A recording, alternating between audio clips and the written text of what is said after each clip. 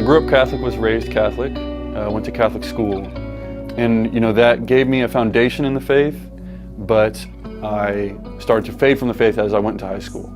And I started doing the things that the world told me would make me cool amongst my peers, amongst my friends in high school. And so by my junior year, that led me into going to parties on the weekends, drinking alcohol, using drugs, and that only intensified as I continued to get older.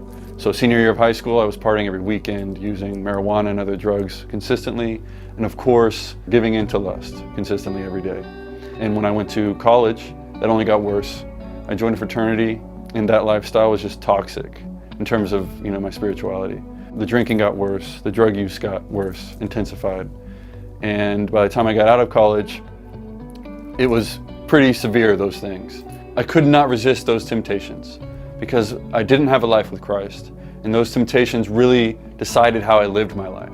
I start my job after college, and work was not going well. I wasn't making the money I thought I was going to be making. My lifestyle outside of work on the weekends was as it had been those previous years. Partying every weekend, drinking alcohol excessively every weekend, blacking out to the point of not remembering what I was doing those nights. Using marijuana every single day, using harder drugs when I'm partying, living a life of lust. It became too much. I was starting to realize how unhappy I was. My unhappiness was just so apparent. Towards the fall of 2018, my younger brother, who was my best friend, decided he was going to join the seminary, and I knew he was tending that way because he was really taking his faith seriously at that point in our lives. And during this time, he really was coming to me and he was telling me, you need to start taking your faith more seriously. I can see your unhappiness. You need to be going to Mass every Sunday. You need to be going to confession. And of course I didn't want to hear that. I'm thinking I'm going to do it all on my own. I don't want to do those things. I want to keep living my life. Even though I was unhappy, I didn't think that was the solution, of course. And as my brother was, pushing these things on me, as he rightly was supposed to do, I would start to pray the rosary now and then because he would ask me to pray with him. And I learned how to pray the rosary with him. And there was one time in about December of that year that I had gone to confession, and I went to the priest and confessed those sins. And then the next week I went back with the same sins, and I ended up having the same priest.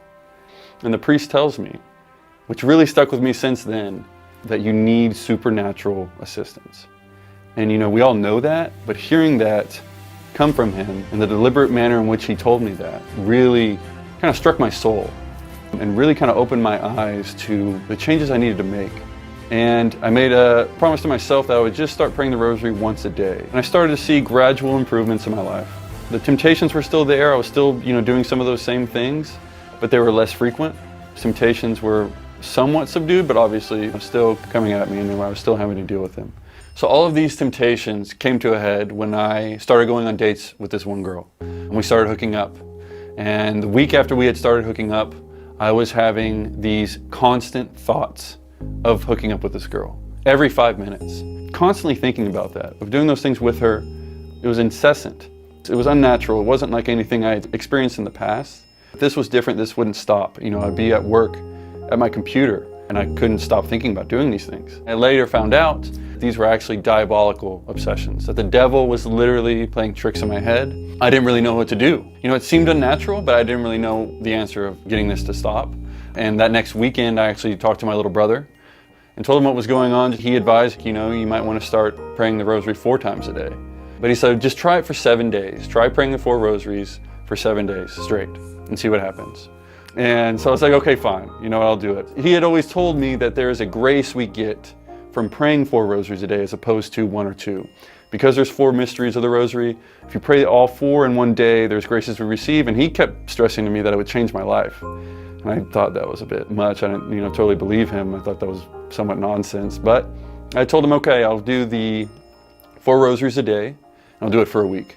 And so I did that, 4 rosaries a day. That was May 10th, 2019, and I have not stopped praying the 4 rosaries every day since.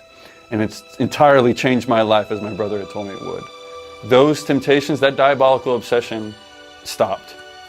Yes, I still have temptations here and there, but I'm much more readily equipped to deal with them. And that's because of the graces that I've received by praying those 4 rosaries every day. Because of that, I have not stopped praying 4 rosaries every day.